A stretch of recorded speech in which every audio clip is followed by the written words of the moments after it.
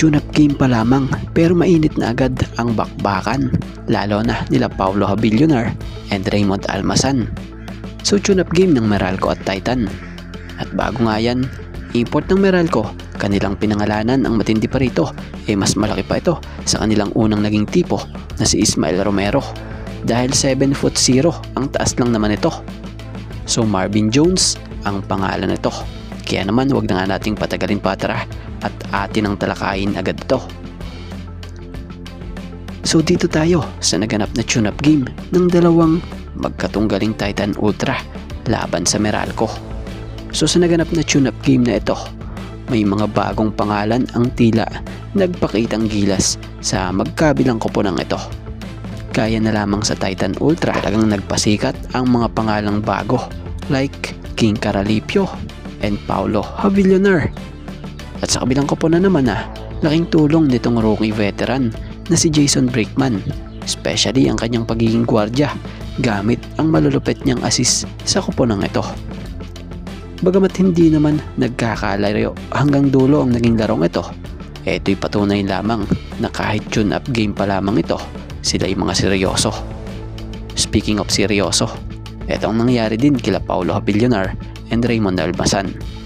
So sa sobrang pagkaseryoso, maaga pa nga lamang may nag-init na ang ulo. Bagamat nagkaroon ng tensyon at kiskisan, putulin ko lamang po saglit ito. Syempre credit muna kila Miss Summer Vlog and bangin kay Mr. Alvin Vahar for this video. Credit po. Hiramin ko lang po na saglit. Magbigay lamang po ako ng konting reaction at opinion patungkol dito. At syempre, pakifollow nyo nga po pala sila. So bagamat nagkaroon ng kaunting kiskisan dito, ang maganda dito, pagdating sa dulo, kapansin-pansin, sila ay nagpatawadan at humupa din ang init ng mga ulo. At about naman tayo dito sa bagong import ng Meralco na si Marvin Jones.